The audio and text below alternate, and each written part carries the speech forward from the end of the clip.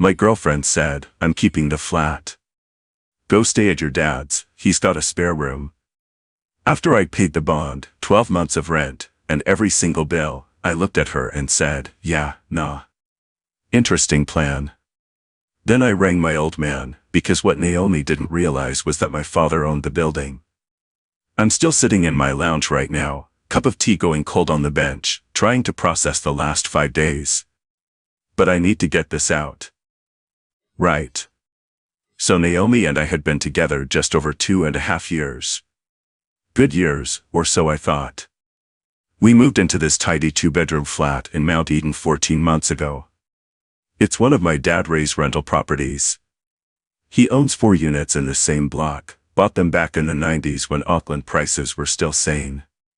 When we moved in, I paid the full bond at $2,800, plus the first month's rent. Naomi was between jobs at the time.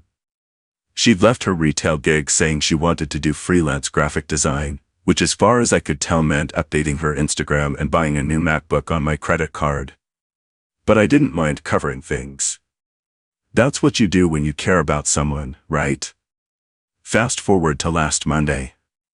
I get home from work and find Naomi and her maid Yvette sitting at the dining table with a bottle of wine open and papers everywhere. Naomi gives me this strange smile. Not warm. Calculated. We need to have a chat, she says. I sit down. She goes into this rehearsed speech about how we've grown apart, how she needs space to figure out who she is. Standard stuff. Gutting to hear, but I'm holding it together. Then she hits me with it. I'm keeping the flat, she says, like she's telling me what's for dinner. You can go stay at your dad's for a while. He's got that spare room. I already spoke to your mom and she said it's sweet. I actually laughed. Not because it was funny. Because the audacity was so far beyond anything I'd expected that my brain short-circuited for a second. You're keeping the flat, I repeated. The one I've been paying for. Every week. For over a year. Well, I live here too, she said. And I don't have family in Auckland. You do. It makes more sense. Here's what Naomi didn't know, or maybe she'd just never bothered to think about. My dad Ray is the landlord. Not some property management company with a faceless email address. My actual father. And the tenancy agreement has one name on it. Mine. Naomi was never added because when we first moved in, she had a default judgment on her credit file from an unpaid phone bill and a personal loan she'd ghosted on. The property manager, who happens to be my dad's business partner, took one look at her application and said no chance. Interesting plan, I said. Let me think on it. I walked into the bedroom, shut the door, and rang Dad. Update 1. Dad picked up on the second ring. When I explained what Naomi had said, the line went quiet for about 5 seconds. Then he said, and I'm paraphrasing because my old man's language was a bit more colorful, she wants to boot you out of your own flat. The one she's never paid a cent towards. In my building? He actually started laughing. Mate, she's not on the tenancy. She's been your guest. I can have the paperwork sorted by tomorrow morning if you want her out. I asked him to give me 24 hours to try and sort it like an adult first. He agreed but said if she gave me grief, he'd handle it through proper channels. Tuesday morning. I tried one more time. Naomi was in the kitchen making avocado toast, humming away like she hadn't just tried to make me homeless. So about yesterday, I started. Oh good, you've had a think. She didn't even look up from the bread. When can you be out? Saturday work? The entitlement. I still can't get over it. Naomi, you realize I'm the only one on the tenancy agreement, right? She waved the butter knife. We can sort that with the landlord. They'll be reasonable. The landlord is my dad. She froze. Actually froze, butter knife in midair. You're what? Dad owns the building. Has done since 1997. I'm the sole tenant. You've been living here as my guest. Her face cycled through about 6 emotions in 3 seconds flat. Confusion, then disbelief, then fear, then anger. That's not fair. I've been living here. This is my home. I put up the curtains. I chose the paint color for the bathroom. You chose a paint color that I paid for, I said. You've contributed exactly $0 to rent, bond, power, internet, or water. The curtains came from Kmart and went on my card. Then came the tears. Not sad ones. Furious ones. You're being controlling. This is financial abuse. That's what I knew talking was done. I texted Dad. Go ahead. Update 2. The notice arrived Wednesday at 1:30 in the afternoon. I was at work. According to Jono, my neighbor across the hall who works from home, the scene was something else. The property manager knocked, handed Naomi the paperwork, explained it clearly.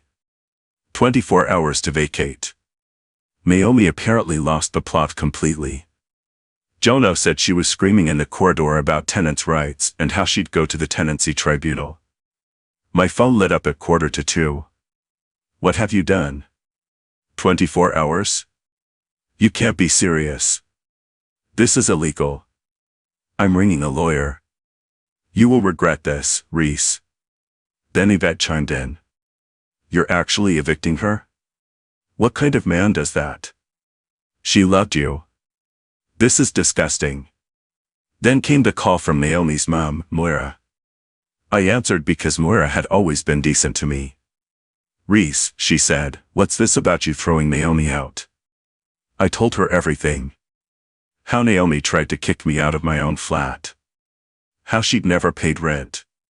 How she wasn't on the tenancy. Moira was quiet for a long moment. She told me you'd both agreed she would keep the flat. No, Moira.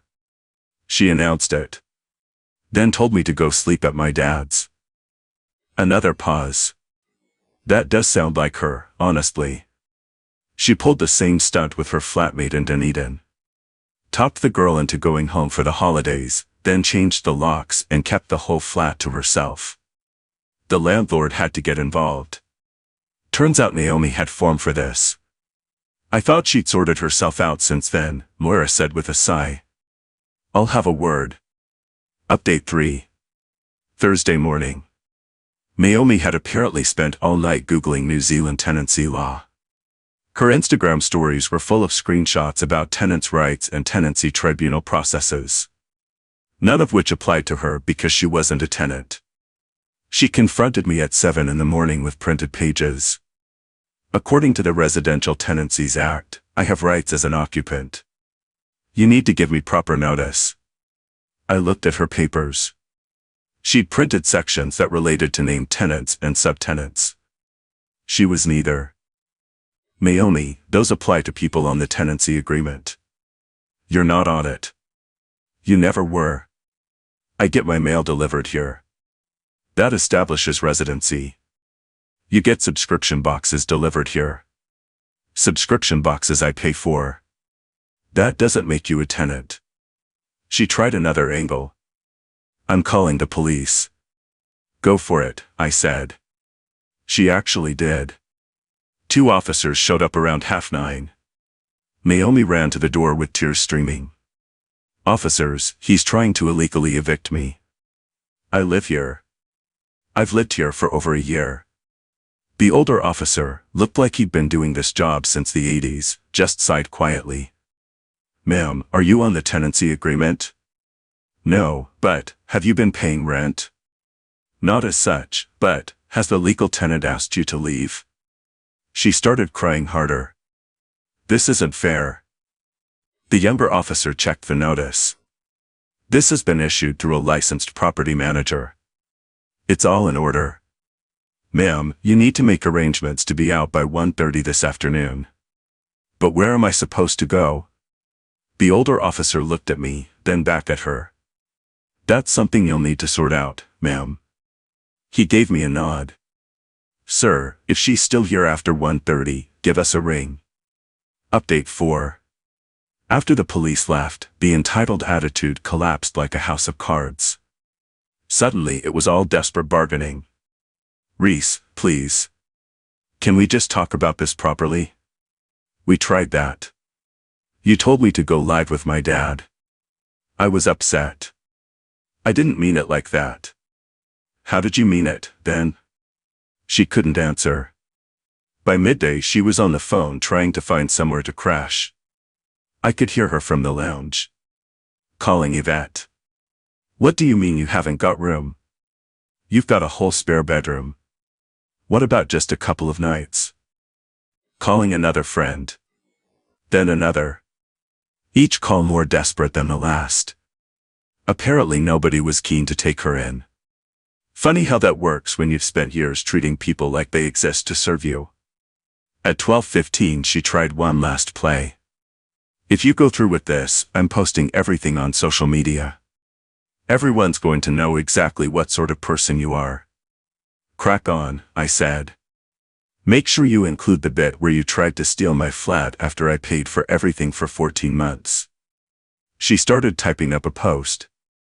Showed me the screen like a threat. About to be homeless because my ex is a monster. 2.5 years meant nothing. You might want to add some context, I said. She deleted it. Update 5. At 1 o'clock, Dad showed up with 2 blokes from a moving company. I want this done properly, he told me. Everything boxed, nothing damaged. No room for claims later. Naomi's stuff wasn't much, honestly. Clothes, makeup, some books, her hair straightener collection, and the iPad I'd bought her for her birthday. The movers had it all sorted inside 40 minutes. Where are we taking this? One of them asked. Naomi was sitting on the couch refreshing her phone. I don't know. I haven't got anywhere.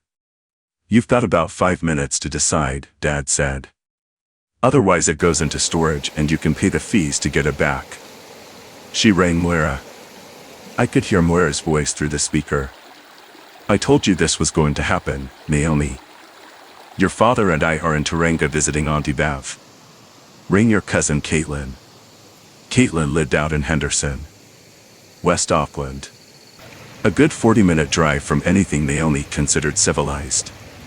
Caitlin wasn't thrilled, but agreed to put her up for a few nights. Only a few. As the movers loaded the last boxes into the truck, Naomi turned to me at the door. You're really doing this? Chucking me out like rubbish? I'm not chucking you out. I'm doing exactly what you tried to do to me. You decided we needed to live separately. You just assumed you'd be the one keeping the flat you never paid for. But I found this place. I set it up. It feels like mine. You found it on Trade Me from a short list I put together. You set it up with my money. And no, living somewhere rent-free doesn't make it yours. She grabbed her handbag and walked out. At the door she turned back. You'll regret this. You'll come crawling back. I'll miss who I thought you were, I said. Not who you turned out to be. Update 6. The call started that evening. First was Yvette. She's at Caitlin sobbing her eyes out. How do you sleep at night?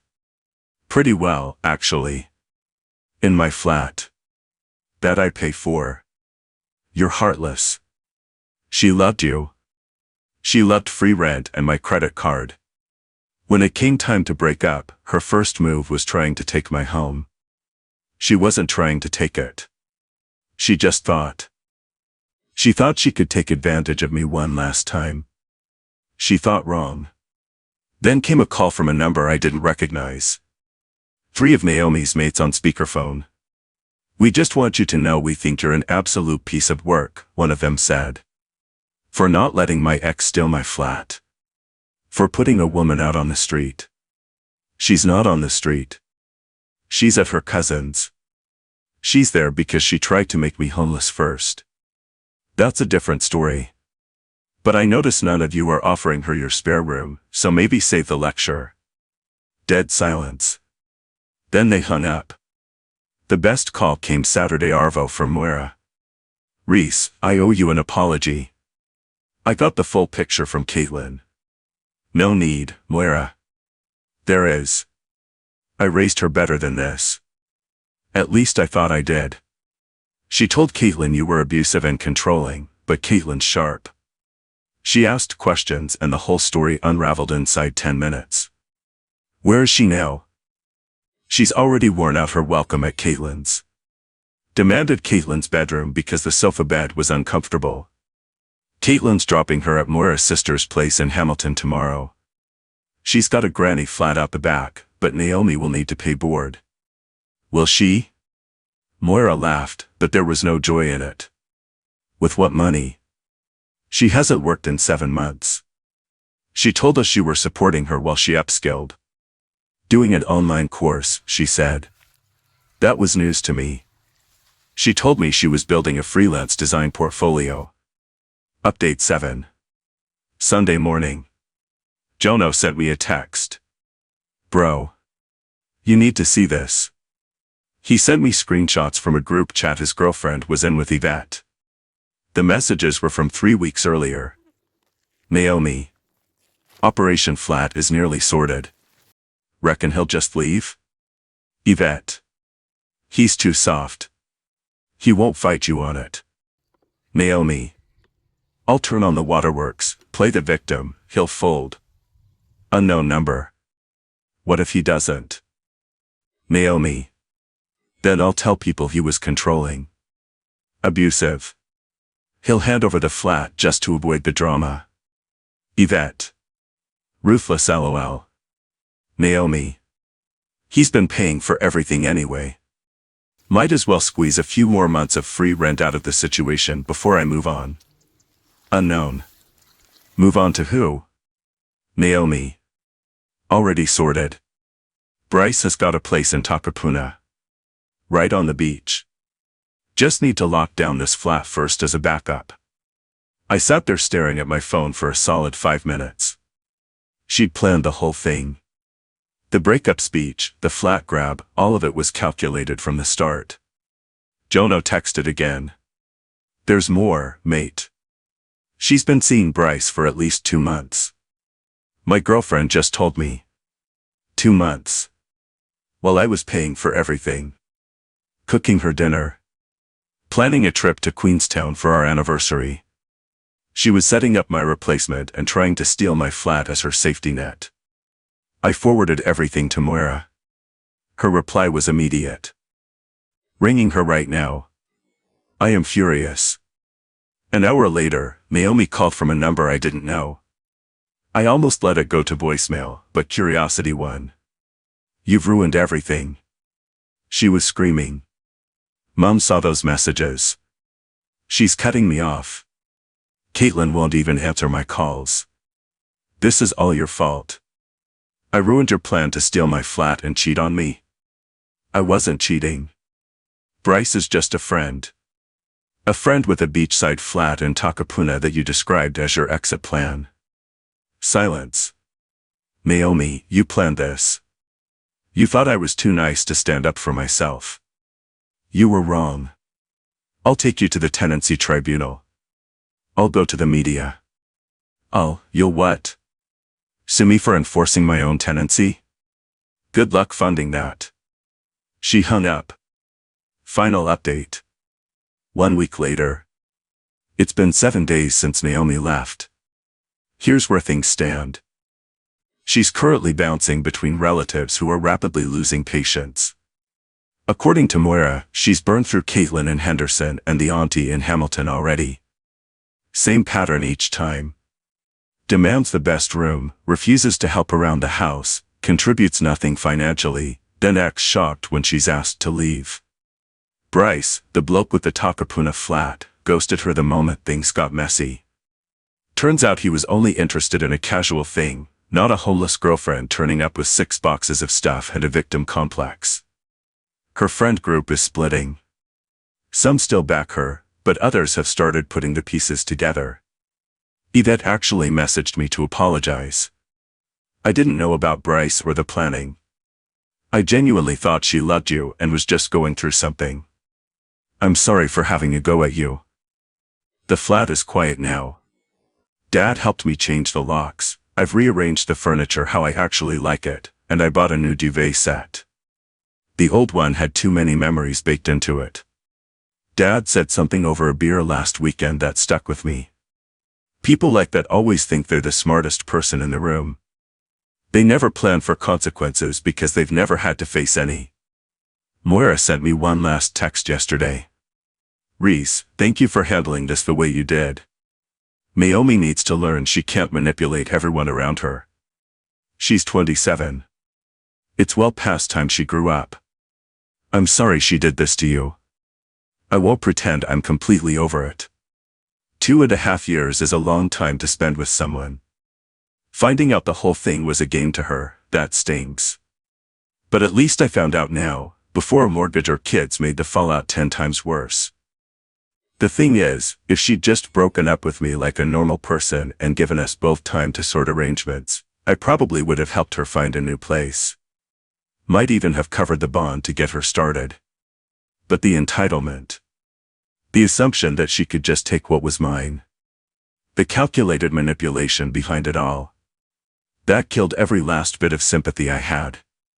Jono told me this morning that Naomi tried to get into the building yesterday. Told the intercom she'd forgotten her key. The security camera caught her standing there staring at the door after she realized her fob had been deactivated. She stood there for nearly 3 minutes before walking away.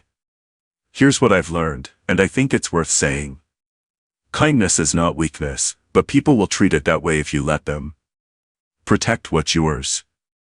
Keep your name on the documents that matter. And when someone shows you exactly who they are through their actions, not their words, believe them the first time. Sometimes the best outcome isn't revenge.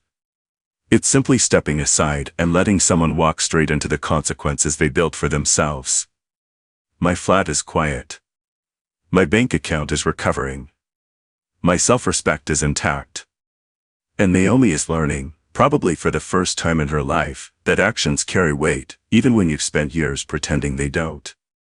You know what I keep coming back to, sitting here in this quiet flat with a fresh cup of tea? It's the moment Naomi waved that butter knife at me and said, "We can sort it with the landlord." The absolute certainty on her face. She genuinely believed she could announce she was taking my home and I'd just pack a bag and drive to Dad's like a good boy. That confidence didn't come from nowhere. It came from 2.5 years of me saying yes to everything, covering every bill, never once pushing back when she crossed a line. I taught her she could get away with it by getting away with it, over and over and over again. I think about that a lot now. Not with anger, not anymore. More with the kind of clarity you only get after the dust settles. Naomi's problem wasn't just that she was selfish, though she absolutely was. It was that nobody had ever made her face what selfishness actually costs. Her mom Moira told me about the flatmate in Dunedin, how Naomi pulled the same stunt years ago and basically got away with it. No real consequences. No moment where she had to sit with the mess she'd made and think, right, I did this. So she carried that playbook forward, polished it up, and ran it again on me. Of course she did. Why wouldn't she? It worked last time. What stopped it this time wasn't luck. It was the fact that I'd kept my name on the paperwork. I'd kept the tenancy in order. I'd maintained a decent relationship with my old man. When the moment came, I had something solid to stand on because past me had made careful choices, even when I didn't know I'd need them. There's something in that worth holding on to. The decisions you make when things are calm are the ones that save you when things go sideways. Not cleverness in the moment. Groundwork laid months and years before. But here's the part I'm still working through. Standing my ground was hard. Genuinely hard. When Naomi was crying in the kitchen calling me controlling, when Yvette was on the phone telling me I was heartless, when 3 of her mates rang me on speaker to say I was a piece of work, every instinct I had was screaming just give in, just make it stop, just be the nice guy. Walking through that and holding your nerve when everyone around you is trying to make you feel like the villain, that takes something. Not aggression. Not cruelty. Just a quiet refusal to abandon what you know is right because someone's making noise about it. I reckon there are 3 things that got me through this in one piece, and they're the same 3 things I'd tell anyone going through something similar. First, do the right thing even when it's uncomfortable. Not the easy thing, not the thing that makes everyone stop yelling at you, but the thing you can look at in the mirror tomorrow and live with. Second, think clearly when emotions are running high. Naomi threw every trick she had at me. Tears, threats, guilt, social pressure, legal bluffs. If I'd reacted to any of those instead of sticking with the facts, I'd be sleeping in my dad's spare room right now. Third, have the backbone to follow through. It's one thing to know you're in the right. It's another thing entirely to hold that line when the pressure is on and everyone's telling you you're wrong. Moira said something in her last text that I keep rereading. She's 27. It's well past time she grew up. And she's right. But I think the real lesson here is that growing up isn't something that just happens with age. It happens when you're finally forced to carry the weight of your own choices. Naomi spent years dodging that weight, and people like me helped her dodge it by being too kind to say no. I won't make that mistake again. Not because I've become hard. Because I've learned that real kindness isn't letting someone walk all over you. It's respecting yourself enough to draw a line, and respecting them enough to let them learn from hitting it.